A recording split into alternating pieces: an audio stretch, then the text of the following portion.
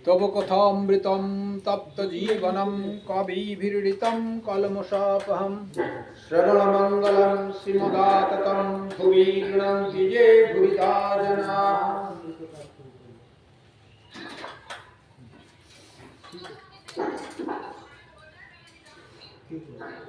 শ্রীরামকৃষ্ণ কথামৃতম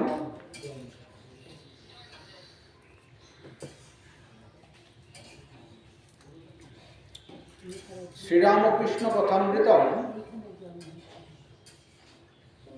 আমাদের ঋক, সাম, যজু, অথর্ব, যজুর অথর্ব বেদ চারটি আছে। চারটি বেদে যে যে মূল মূল ভাবগুলো আছে, ব্রহ্ম বস্তু আর সব বস্তু, শ্রীরামকৃষ্ণ কথামৃতের ভিতরে যতই আমরা অধ্যয়ন করব ততই দেখতে পারবো নির্যাস হচ্ছে ওই ঈশ্বরী বস্তু আর সব বস্তু। মোক্ষই মূল উদ্দেশ্য। কিছু কিছু ব্যক্তির উদ্দেশ্য থাকে প্রবৃত্তি মার্গে সম্পত্তি করা, খরচা না করা, কিন্তু সেই সব ভক্তকে ঠাকুর শ্রীরামকৃষ্ণ কথামৃত আমি পড়ার জন্য বেশি অনুরোধ করি। শ্রীরামকৃষ্ণদেবের মুখনিসৃত বাণী যদি তার কর্ণে প্রবেশ করে, এই শরীর অনিত্য, মর শরীর বলা হয়, মর জগৎ, মর শরীর, অনিত্য শরীর, ঈশ্বরই নিত্য। সেই জন্য এই শরীরের কোনো দাম নাই। সেই জন্য শ্রীরামকৃষ্ণদেব সবসময় স্মরণ করিয়ে দিয়েছেন, মনে করিয়ে দিতেন এই শরীরের কোনো দাম নেই, ঈশ্বরী বস্তু আর সব অবস্তু। যতক্ষণ আছো ঈশ্বরের স্মরণ করে যাও। কথামৃতের জিষ্ট হচ্ছে এইটুকু। এইবার বিভিন্ন গল্পের ভিতর দিয়ে, বিভিন্ন ভাবনার ভিতর দিয়ে সেটি প্রকাশিত হয়েছে। তা সময় কম, কিভাবে প্রকাশিত হয়েছে আজকে আর বলছি না, একটা জায়গা থেকে পাঠ করে বরঞ্চ ঠাকুরের মুখনিসৃত বাণী থেকে পাঠ করা যাবে। আচ্ছা, এখান থেকে করে চোখ বন্ধ করে বার করেছে।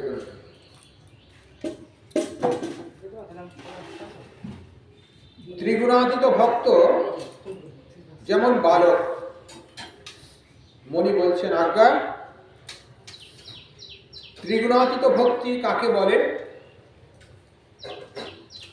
শ্রীরামকৃষ্ণদেব যে ভক্তি হলে সব চিন্ময় দেখে, চিন্ময় শ্যাম, চিন্ময় ধাম, চিন্ময় ভক্ত, সব চিন্ময়, এ ভক্তি কম লোকের হয়।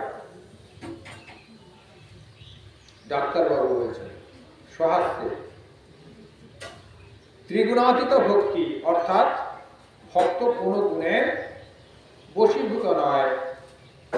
শ্রীরামকৃষ্ণ স্বহাস্তে যা, যেমন 5 বছরের বালক কোনো গুণের বশ নয়। মধ্যাহ্নে সেবার পর ঠাকুর শ্রীরামকৃষ্ণ একটু বিশ্রাম করিতেছেন। শ্রীযুত মণিলাল মল্লিক আসিয়া প্রণাম করিলেন ও মেঝেতে আসন গ্রহণ করিলেন। মণিও মেঝেতে বসিয়া আছেন। ঠাকুর শুইয়া শুইয়া মণি মল্লিকের সঙ্গে মাঝে মাঝে এক একটি কথা কইতেছেন। মণি মল্লিক, আপনি কেশব সেনকে দেখতে গিয়েছিলেন? শ্রীরামকৃষ্ণ, হ্যাঁ, এখন কেমন আছেন? মণি মল্লিক, কিছু সারে নাই। শ্রীরামকৃষ্ণ, দেখলাম বড় রাজসিক, অনেকক্ষণ বসিয়েছিল, তারপর দেখা হলো।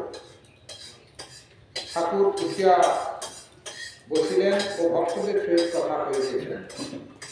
এইটুকুই পাঠ হলো, একটু আলোচনা করা যাক। এখানে বলছেন শ্রীরামকৃষ্ণদেব যা বলেছেন সরলভাবে তা আলোচনা নয়, একটু ভাষাগুলোকে বিশ্লেষণ করে দেওয়া, বলার কিছু নয়, কথামৃত পড়ে আর বলার কিছু থাকে না, এই ভাষাটাকে একটু বিশ্লেষণ করে দেওয়া। যে ভক্তি হলে সব চিন্ময় দেখে, চিন্ময় শ্যাম চিন্ময় ধাম, ভক্ত চিন্ময় সব চিন্ময়। নরেন্দ্রনাথকে শ্রীরামকৃষ্ণদেব বলছেন ঘটিটা বাটিটা চিন্ময়, জড়বস্তুও চিন্ময়, ঈশ্বর। এখানে বলছেন কি করে তাকে লাভ হবে, তিনি বলছেন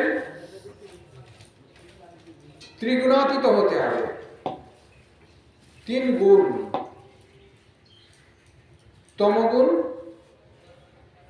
রজগুণ, সত্যগুণ। সত্যগুণ, সত্য নয়, সত্যগুণ। এই 3 গুণের অতীত হতে হবে। ঠাকুরের একটি গল্প আছে, একটি জঙ্গল ছিল,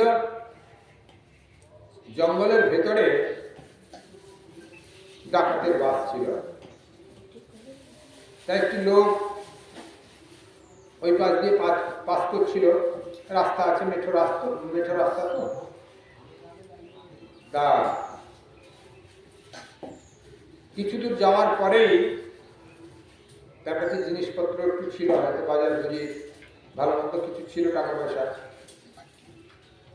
3টে চোর তা পাকড়েছে, পাকড়ে মার ধর, প্রথমে টাকা পয়সা চায়, যা আছে দিয়ে দে, না দিতে চাইলে পেটানি, তাও যদি না দেয় তারপরে ধপাধপ দিয়ে মেরে ফেলবে। এটি চোরেদের কাজ, ডাকাতদের কাজ এরকম। চোরেদের না, ডাকাতদের, বড় চোর, চোর থেকে একটু ডেভেলপ হয়ে যায়। তা ওই যথারীতি বাঁধা টাঁধা হয়েছে, মারা টারা হয়েছে, তারপর জিনিসপত্র ছাড়িয়ে নিয়েছে। তারপরেতে একজন বলছে আমরা জিনিসপত্র নিয়ে নিয়েছি, বেঁধে ফেলে দিয়ে চলো গা। আরেকজন বলছেন আচ্ছা আমরা তো জিনিসপত্র দরকার ছিল, ও দিচ্ছিল না, মারটার হয়েছে একটু, তা এখন আর বাঁধা কেন, খুলেই দিয়ে জায়গা, ও আস্তে আস্তে পায়ে পায়ে হেঁটে যাবে, যেদিকে যায় যাবে, মেরে ফেলবো কেন? আর বেঁধে রেখে দিয়ে গেলে তো জল পাবে না, একাই মরে যাবে, তার থেকে খুলে রেখে দিন। তা সেই জন্যে প্রথম চোর যিনি বলছেন বেঁধে মেরে ফেলে যা নেওয়ার হয়ে গেছে, আর তোর কোনো দাম নাই, বেঁধে মেরে দিয়ে যাও, তমগুণী ভক্ত। তমগুণী চোর, ভক্ত না, সরি, তমগুণী চোর। আর একজন বলছে কি যে জিনিসপত্র নেওয়া হয়ে গেছে, ওকে আর বেশি যন্ত্রণা দিয়ে কাজ নেই, খুলেই দাও, ওই হেঁটে ঘর চলে যাবে, এদিকে ঘর চলে যাবে। এ হচ্ছে রজগুণী চোর। তাহলে সত্যগুণী চোর কিরকম? সে বলছে দেখো তোমাকে তো অনেকক্ষণ বেঁধে রেখেছি, তা অন্ধকার হয়ে গেছে, জঙ্গলের পথও নিশ্চিত তুমি আর খুঁজে পাবে না, আমরা এই জঙ্গলে সব জানি, আমরা সব নিয়ে তো নিয়েছি, তোমাকে আর কি করবো বলো? তা আমি বরং জঙ্গলের পথ তোমাকে দেখিয়ে দিচ্ছি, ওই জায়গায় জঙ্গলের পথ শেষ হবে, ওইদিকে আর যাবো না, আমাদের পুলিশ টুলিশ ধরে নেবে, তুমি ঘর চলে যাবে, তোমার ঘরের রাস্তার কাছে আমি দেখিয়ে দিয়ে চলে আসবো। অর্থাৎ এই সংসারে 3 রকমের লোক আছে। খাওয়ার সবার দরকার হয়, কিন্তু খাওয়ার সংগ্রহের পদ্ধতি 3 রকমের, অসামাজিক, সামাজিক আর সমাজের ঊর্ধ্বে, এরকম লোকগুলো সব বিচরণ করে, আমরা হয়তো কাউকে চিনতেই পারি না। সামাজিক, অসামাজিক থেকে সামাজিক হতে হবে। অসামাজিক লোক তমগুণী সম্পন্ন হয়, খাবে দাবে, টাকা কিছু সঞ্চয় করবে, যা তা খাবে, সমাজের কথা ভালো চিন্তা করবে না, সমাজ থেকে কি করে নিগড়ে নিতে হয় নেবে, দিয়ে মারা যাবে। অর্থাৎ এগুলো সব তমগুণ। আর রজগুণী যারা, তারা সবভাবে খানিকটা ইনকাম করবে, ইনকাম করে সমাজ সেবা করবে, অর্থাৎ মানুষের কল্যাণ সাধন করবে। স্বামীজি বলছেন ঈশ্বরের সেবা কি করে হয়, মানুষের ভিতর দিয়েও করা যায়। এবং ওই শিবই জীব রূপে এসেছেন, সেই জন্যে মানুষের ভিতরে মানুষকে যদি ঈশ্বর জ্ঞানে পুজো করা যায়, সেবা করা যায়, তাহলে সে ঈশ্বরেরই পুজো করে। তার ভিতরে আবার সন্ন্যাসী আছে, মহাত্মা আছে, সাধক আছে, আরো বেশি, তাদের সেবা করবে। এক লক্ষ ভিখারির সমান একজন সন্ন্যাসী। আবার সেই জন্যে এতজন খাওয়ানো হচ্ছে, হয়তো 1 লক্ষ লোককে সেবা করার পয়সা নেই, কিন্তু একজন সন্ন্যাসীকে দিলে সে 1 লক্ষ লোকের সেবার ফল পেয়ে যাবে। বিভিন্ন জায়গায় স্নান করছে, কিন্তু তীর্থক্লেশে গেলে ওই 1 লক্ষ স্নানের পূর্ণ এক জায়গায় পেয়ে যাবে তিথি বিশেষে। সেই জন্য এত তীর্থ স্নান করে, এত সাধু সেবা করে। তাই এগুলো রজগুণী ভক্তের ভিতরে এই সেবা ভাবটা আসে। এই রজগুণ থেকে আবার সত্যগুণে যেতে হবে। যেরকম জঙ্গলের ওই তৃতীয় চোরটি তোমাকে বেঁধে রেখে কি হবে, তা এই তোমার ঘর দেখা যাচ্ছে, আর ওইখানে চলে যাও, তোমার ঘর, আমি জঙ্গলের বাইরে যেতে পারবো না।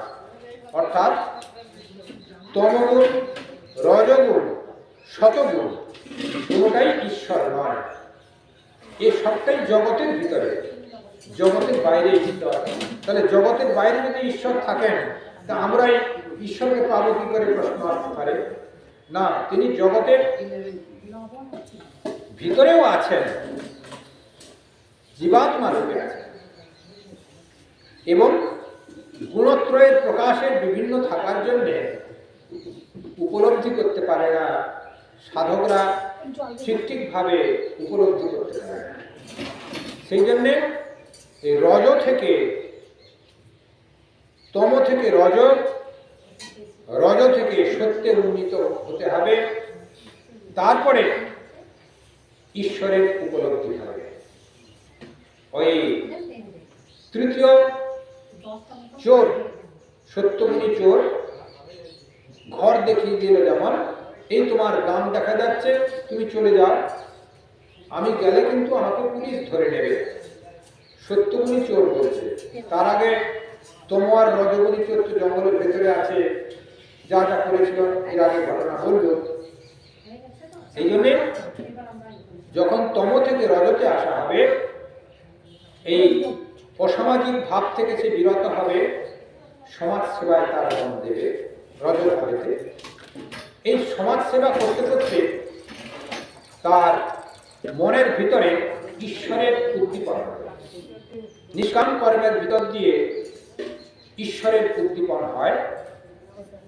আয়নার উপরে অনেক নোংরা পড়ে আছে, একটি ঝড় এলো, কিছু পাতা ফেলে গেল, বাতাস এসে ধুলো নোংরা ফেলে দিয়ে গেছিল, তা একটু যদি আমরা মুছে ফেলি, মুখটা পরিষ্কার করে দেখা যাবে। সেই জন্যে ওই আমরা যদি